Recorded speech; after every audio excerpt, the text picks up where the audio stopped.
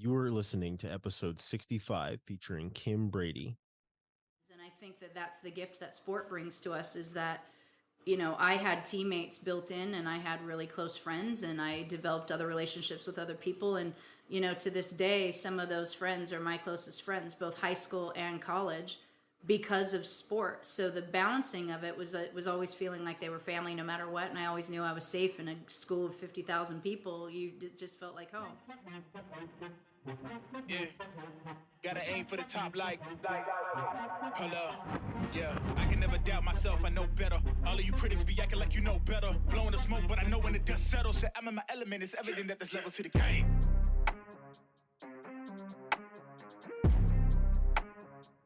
So what's happening, people? Welcome back to the Athletes to Athletes podcast. Today, I am sitting down with Kim Brady. Kim, we had a chance to meet through a social network of people and some mutual friends. So, you know, like I said, I was keeping an eye on your profile for a while. And, you know, when I said we wanted to get the podcast going, I'm like, I know I really need to have her on because she seems extremely interesting. And I did some research on you and saw, you know, you're an author, you know, you're an athlete. You've been in the business for, you know, double-digit years. You've worked with a number of people across a lot of different platforms. So you're kind of all over the grid when it comes to working with different people from different walks of life and doing the things that you're doing. So I am really excited to have this conversation with you. So welcome to the show. Thank you so much. I'm really excited. I was really happy that you and I got to meet face to face via Zoom a couple weeks ago, and I'm thrilled to be here for you. Yeah, so as I told you, I'd like to start out with a segment that we call 5 questions. And the first question for you is, what was the first sport you played where you realized sports were your passion? Soccer, and age 4.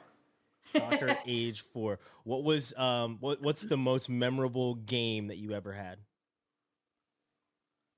My most memorable game, probably the very last one I competed in as a collegiate athlete. It was, I played at Cal Berkeley. So for your audience, I played at Cal Berkeley, and we came down to Southern California where I'm from, and we were playing a weekend tournament against UC Santa Barbara as well as San Diego. And I had just come off of a surgery, so I was grateful that they took me on the trip, for one, because sometimes when you come back and you're on injured reserve, you don't necessarily get to do the travel with the team. You're not necessarily guaranteed to even start or play at all. And I started that match and played every single second of the game, and we were tied basically because I had assisted on 2 goals. We came back from a 0-2 deficit and tied it up. And then we ended up tying. That's at the time that you don't actually go into PKs and end the result. But we did play I personally played an entire 120 minutes. I did the full 90, played the entire overtime, and assisted on the 2 goals that got us a draw. So coming off of surgery and competing and then actually being a defender and assisting on 2 goals for your team to bring us back was cool. Yeah, that was a good one. What was a professional moment that you'll never forget? What was a what moment? A professional moment. So not something sports related, more something post-collegiate, working in your career that you will never forget. Oh my gosh. I have so many. I think quitting corporate America and starting my business with nothing was a very big professional moment and test for who am I as a person. So, yeah. And next question is, what made you want to study so many of the things? We're going to get into it, obviously, but what made you want to study so many of the things that you studied in college? I love learning, and I think people are extremely interesting. And I think that we all have biases, and we need to explore those. And I didn't really call them biases when I was growing up. I don't really think I had those words for it at the time, per se. And I know you'll ask me more questions. We'll kind of share that in a minute. But I'm always curious. I mean, one of my exes, she always called me Google because, you know, if I had a question, I was going to go research it. If I needed to figure out how to learn something, my parents were like, read the dictionary, grab an encyclopedia, you know, old school before the computers, like learn, educate yourself, read. So it really just stemmed from a genuine curiosity of people and being taught that learning was important. Yeah. what's a moment in your life, and after this we'll get into the rest of the conversation. What's a moment in your life that had the biggest impact on you, whether it was sports related, personal, professional, one of the bigger moments that kind of shaped you in your world? Good Lord. I'm 51 this year. There's many. Come on. Maybe a moment in time. I think I really came into my own when I went away to college, because I came out as a lesbian at 17 years old. And that was my moment of stepping into my own power as an individual and saying, I have to live my life as openly and authentically as I can. Yeah, let's go with that. Let's go with my coming out. Why not? That was a big one. Yeah. Yeah. So we've learned a good bit about you in a small amount of time. Now let's dig in a little bit more. As you said, you started playing soccer when you were 4 years old, but what was that? Everyone kind of has that sports epiphany moment where you belong in a specific sport, or that you're in the right lane. When did you have your sports epiphany moment where it was like, this is where I belong? I was just a ridiculously hyper child. And so I was always physically active. So I ran everywhere. I mean, I even remember being a little kid. You couldn't get me to walk. I was literally running and bouncing and climbing walls and doing everything. And I played every sport possible. I mean, I was picked first for the team in elementary school playing football. They're like, Kim, she can throw, she can run, she's faster than the boys, that kind of thing. I was just this kid that was always knew that I was an athlete. I just was good at that. Don't mind my cat. She'll always get up there. But my love of soccer was pretty much instantaneous. So even though I carried a basketball everywhere, I was like trying to play basketball, and I loved volleyball. I'm a Southern California kid, so I wanted to learn surfing, but I wasn't really allowed to. There were certain activities my parents didn't let me do. And soccer was just the one game that kind of got its grips in me. I just really liked everything about it. I liked the physicality of it. I liked that my speed and I was little. So being a basketball player, I was a point guard, obviously, because I was this tiny little fast kid, but I didn't like having people's hands in my face. So when someone was much taller than me, it really intimidated me. In soccer, my height and my speed were absolute just assets for me. Right. And so I could use my athleticism, but I could also be super physical. I hated running track. I didn't want to run and chase after a ribbon. I wanted to hit people. So I really was just this physical kid, and soccer just had it all for me. I think I really stepped into that when I was about 11. I was being recruited to play competitive soccer at 9 years old. And again, I'm turning 51. So to be recruited by a coach to be a competitive player when you're 9, 10, and 11 is a kind of intimidating thing. And I didn't think I was good enough. And so I waited to join the team. And I was really grateful that my parents they never pushed me. They weren't the athletes. They just wanted me to be happy. And I'm really grateful for that as well, that the drive was really internal. And they're like, well, if you're not ready to play competitive, you have to get on the phone with the coach and tell him you're not ready to play. So at 9 years old, phone on the wall. Okay, Mr. Van Winkle, I don't think I'm ready to play. Okay, Kim, I'll call you guys next year. And he did. And then when I was 11, I was like, okay, I think I'll try. And I walked on the field, and one of my oldest friends happened to be on the team. And it was like, bam, I got it. I understood. And I felt like I was a teammate at that point. Yeah. So you just said your parents weren't athletes. Where did the influence come from for you to be an athlete? Was it that you were that hyper kid and you needed that sort of release? Or was it watching, maybe the Olympics or World Cup or something like that on TV? Great question. It was literally, I came from the age before the drugging your kid craze. And mind you, I was a family therapist, so I get to say that. My mom literally took me to the pediatrician begging the doctor to give me something, because she was like, she's a teacher, and she's like, my child is ridiculously hyper. I can't handle it. And he goes, she's just really intelligent. Keep her busy. Keep her brain busy and keep her physically active. Get her into something. She goes, well, she runs everywhere. And at the time, they didn't really have ASO and soccer for my age, at age 4. But when my brother was 7, and they put my brother in soccer to get him to do something active. So we're polar opposite. And he hated it. He hated it. And I ran on the field at 4 years old. That's what I say. I was like, I just ran on the field. He wasn't doing his job, so I decided to do it for him, which was to his humiliation, being on a boys' team. And the coach was really cool, and he just goes, my mom's mortified. Get her off the field, blah, blah, blah. And he goes, just bring her over here and give her a soccer ball to play with. And that was, I begged and pleaded for my mom to put me on a soccer team. And my dad was just like, it'll make her happy. Go do it. And so then when ASO was allowed for my age, my parents put me into ASO. And you could not get me off the soccer field. You couldn't. Like, I literally would not leave it. Thank you for listening to the Athletes to Athletes podcast. We will be right back after this short break. Hey, are you trying to figure out how to navigate this whole college thing? Well, listen up, because the A2A Academy is here to help you navigate everything college prep, both on and off the field. More than just another college prep program, A2A Academy provides you with an all-encompassing experience designed exclusively for high school student athletes who want to excel in sports, school, and life. With A2A, you've always got someone to help you reach your highest potential. What sets A2A Academy apart from the rest? Well, it's simple. Their advisors and curriculum are one of a kind.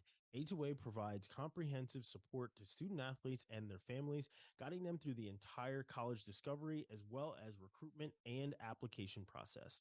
Every A2A advisor is a former college athlete as well as an active member of at least one of the leading organizations for college consultants.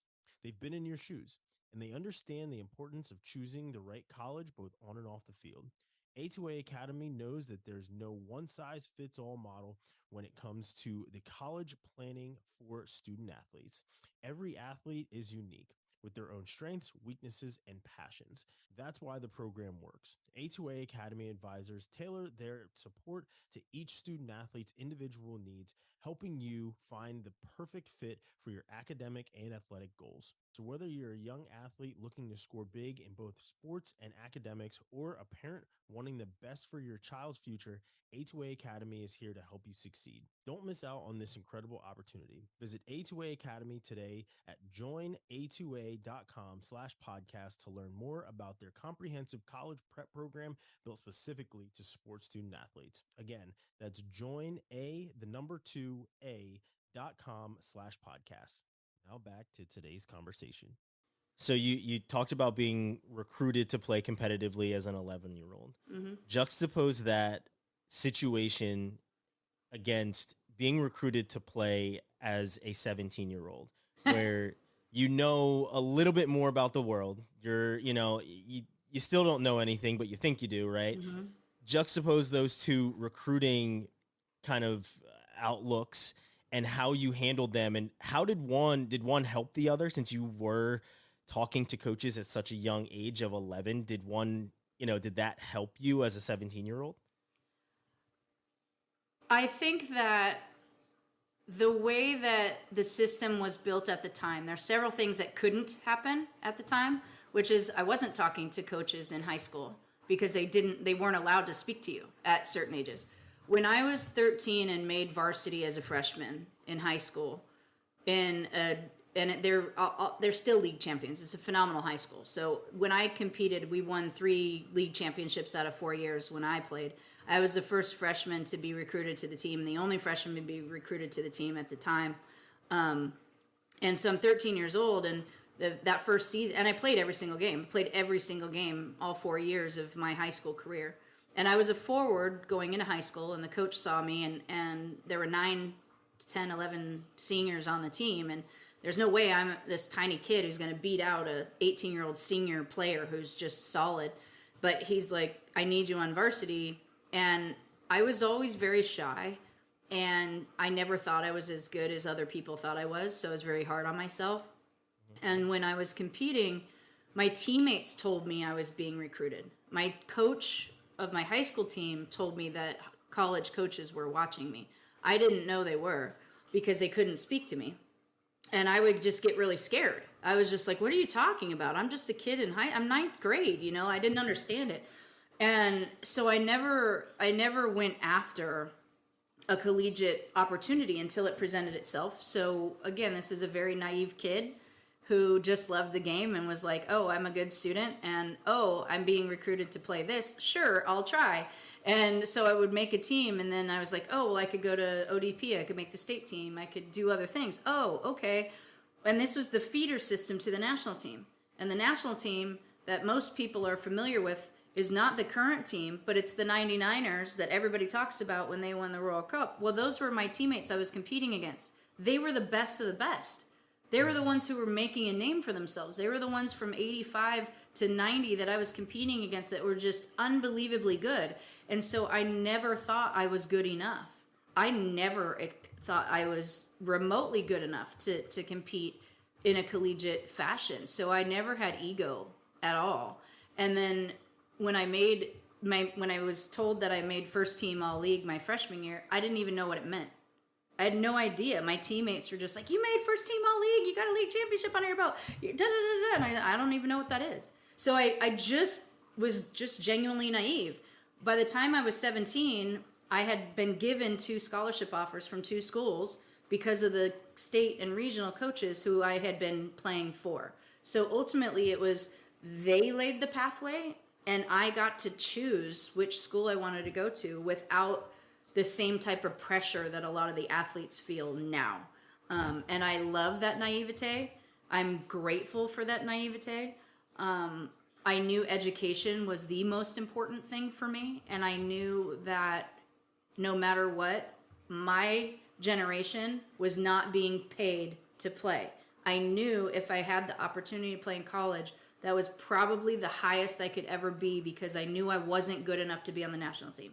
I knew that was going to be my exit in advance. So I just wanted to be the best I could be no matter what. And when I was offered my scholarships, I was offered more money at Santa Barbara than I was offered at Cal. And I went on my 2 recruiting trips. My mom really wanted me to go to Santa Barbara. I'm 17 years old, in college at 17. So I'm 16 at the time that I'm on my recruiting trips. And my mom was like, I want you to go here. It's closer to home. There's more money. And then my dad brings me up to the recruiting trip. They each decided which one's going to take Kim on which one. And I always tell people, Berkeley felt like my favorite pair of jeans. I just never wanted to take them off. It was like, if I can't play here, if I get cut, if I get injured, where would I rather get my degree from? Cal, hands down. And so my process was really a blessing in that my parents never pushed me. They gave me their opinion, but they allowed me to make my decisions, which I'm very grateful for. Mm-hmm. Yeah. So we talked in the beginning about all the different things you studied. You know, there's psychology, there's African American studies, there's, a number of things that you're balancing while being an athlete. What made you, and you said biases, but what made you want to study all of these different things? And was that something that you knew going into college, or did that become established once you got there? Got established once I got there. It's a great question. I fell into it, kind of like I fell into soccer. When I came out, I recognized that the world, we don't exist in a bubble. And when we're at home, we're raised in one particular way. And when you go somewhere else when you play an international sport, a global sport, it's a multinational sport. And so recognizing at a young age that not everybody looks like me, not everybody speaks like me, not everybody has the same language or background as I do, not everybody is straight, and I'm gay, so there's more to this world. And I knew that I had to fulfill a social science or history requirement, and I was like, I don't want to take regular U.S. history, because I hated U.S. history in high school, because it was just learn the presidents. That's not history, right? So I was like, well, let me take a Chicana studies class. Let me take a Native American studies class. Let me take a African American studies class. And I fell in love with the professors of the African American studies classes and ended up minoring in that department because I fell in love with the professors who wanted me to think differently and who showed me a pathway of questioning. It makes me teary-eyed because they're passed away, but they're like the most amazing professors I had. They're friends with Maya Angelou. Are you serious? Like, Maya Angelou came to our class. Toni Morrison came to our class. Like, as a black person, you don't get that experience sometimes, let alone a white person learning from the people you're reading books from. Berkeley's a special place. Yeah. So that's why I fell in love with it. Yeah, it makes me teary-eyed because they were phenomenal. Yeah. Yeah. Yeah. Yeah, I mean that's passion, right? That's what happens when you get onto college campuses. And I was a 17-year-old freshman as well, so I understand it. You don't know what you love until you dive into it, and it becomes just the natural order of things. And before you know it, you're balancing all these different things. How hard was it to balance, like you said, coming out as a 17-year-old, soccer, being, having a minor in something that you've never experienced before, and you were experiencing every single day, as well as psychology, right? So you're looking at so many different aspects of things. How are you balancing that as a 17, 18, 19-year-old, along with being a high level athlete at the same time? I had a job too. That's, a lot of athletes don't, and I had a job. I got a job when I was 14. I had balanced sport, school, and a job since I was 14. So to me, it wasn't anything new. I had made difficult decisions in high school to miss activities or dances or my graduation ceremony, not my ceremony, but the senior parties, to play soccer. I had made very adult decisions and very deliberate decisions at a very young age. So for me, balancing that was nothing new. Aside from, I finally felt like I was myself being gay. So there was a lot more, acceptance of who I was. I was far enough away from home that I didn't have to deal with the drama with my mom. I came out to my mom much later. But I had built a community of friends. And I think that that's the gift that sport brings to us, is that, I had teammates built in, and I had really close friends, and I developed other relationships with other people. And, to this day, some of those friends are my closest friends, both high school and college, because of sport. So the balancing of it was always feeling like they were family no matter what. And I always knew I was safe in a school of 50,000 people. You just felt like home. So it wasn't anything new. And I knew what was expected of me was to do my best. I didn't have to be perfect, but I was expected to give my best. And so I did my best to do that. Yeah. Yeah. So let's kind of change gears to being a professional. You said you left, a corporate job. Where'd the courage come from to pivot and essentially bet on yourself? Because that takes a lot. Mm-hmm. Well, I became a family therapist, so there's like multiple chapters before that. But I went to school, graduated from Cal, then did my master's degree and became a family therapist. And I worked with severely abused and neglected children. And to go from Berkeley to Michigan was culture shock. I did it at Western Michigan. The weather was culture shock. The city was culture shock. The people was culture shock. It's the first time I really experienced such racial tension before. Even living in Oakland and stuff and going through the Rodney King riots, that was a moment in time, but not how I lived my life. And the way that the racism occurred and was so visible in Kalamazoo was really interesting and difficult for me to manage at times. I also had an African-American girlfriend, so that was also very difficult to manage when I went to Michigan. So I had experienced already at 21 years old just different experiences and different ways of being. And so the pivot of saying, how do I go from chapter 1 to chapter 2 to chapter 3 was I got burned out on being a therapist, couldn't do it anymore. Spent 7 years in the field witnessing really gnarly scenarios, and then said, can't afford to move back to California. Put a dart on a map and said, Denver sounds great. Fulfilled all my requirements to at least get licensed in Colorado if I wanted to, and then opted not to and got into sales and was in corporate business-to-business sales as well as business-to-consumer sales for about 7 years, and I was miserable. I didn't find team. I felt like I was a cog in a wheel. They constantly chased the competitive athlete in you, but they didn't care about the human in you. And it just was this machine all the time. And then when I came home to visit one of my eldest nephews, I have 4 nieces and nephews, and I came home and my eldest nephew was like, Aunt Kim, you've always supported me, but right now you're miserable, and I'm really struggling with following your advice.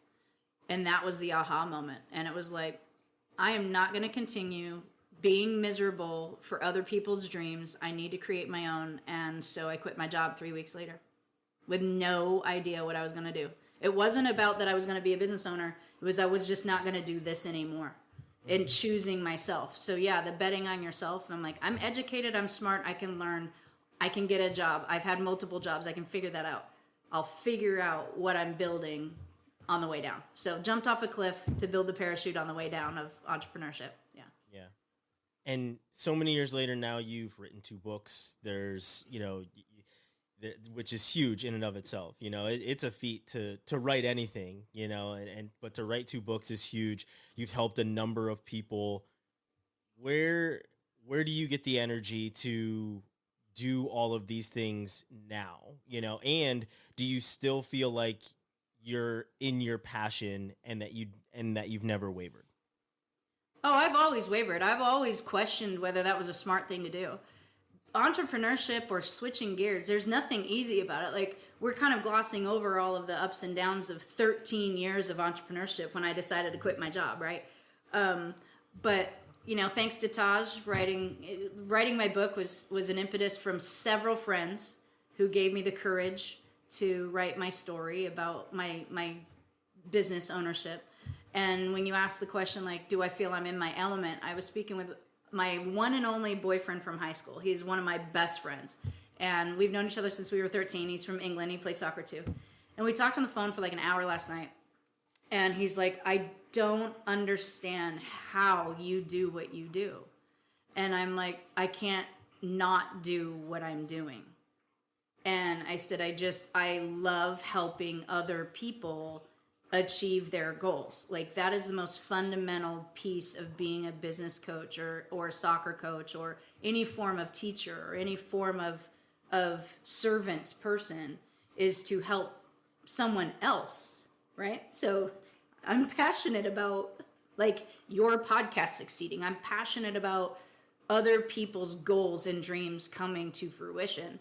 And if I have the tools to help someone shorten the learning curve, or to assist them on their side and be their cheerleader as an operations specialist kind of person, and help advise them on how they can start from the ground up and how they could get and become successful as a business owner, I had to learn. I hired coaches. I hired mentors. I had helpers. And it's just me giving back. And I can't imagine doing anything else without that part of it. It's just giving back to what everybody gave me. So I know you have to go soon. Final 2 questions for you. And the first one is, looking back and reflecting, can you believe what you've built? Now I can. Took me a minute. I didn't realize that it impacted other people. And then when people are like, you need to write a book, like, this is a big deal. And I'm like, well, I don't know anything different. So I think now I recognize how big of a deal it was. I was that naive and stupid, to just believe in it, that I could learn. I knew I could learn the skills that it took, and I just refused to fail. I refused to quit. Yeah. Now, the way I always love to finish is a piece of advice before, giving you the floor to kind of shout out your business and everything else. What's a piece of advice that either you've learned, that somebody told you, something that you maybe don't even realize you live by, but a piece of advice that you would share with that next generation? It's not just about following your dreams, it's about executing them. It's not enough to have a grand idea. It's most important to say, okay, what's the next step to get there? Because that's all it is. That's all sport is getting up and doing the discipline to train, and then eating right, and then recovery and all that. That's the same thing with business ownership. So if you're following a dream, you can't just put it on paper. You can't just manifest that to happen, contrary to the law of attraction, yes. But you have to take the steps. So start, and then beta test, and change and shift gears. Just don't quit. That's the biggest thing. Yeah, you only fail if you quit on yourself. Very true. Very true. Kim, this has been a great conversation. I appreciate you taking some time out of your very busy day. I think we will probably have to do a part 2, because there's so many more things that I want to dig into with you. More than happy to. That would be amazing. Before I let you go, let people know where they can find you, what the books are titled, okay. Anything about you that they should know. So you can find me pretty much on most socials, but LinkedIn is probably the best one. So Kim Brady on LinkedIn, Coach KB15 on Instagram and Facebook. And my website is kimbradybusinesscoaching.com. My primary book is Get Stuck In, Lessons from the Pitch to Build Your Business, which is my entire story and teaching you from start to finish how to build, scale, and sell your own company.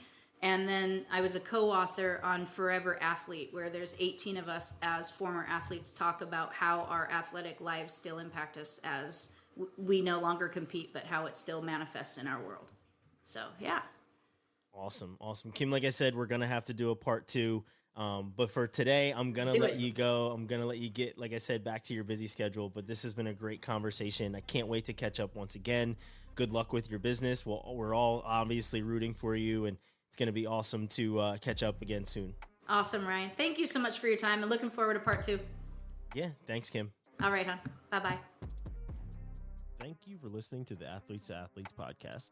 Make sure you hit the like and subscribe button so you don't miss when another episode drops. Again, we appreciate you listening, and we'll see you again next time.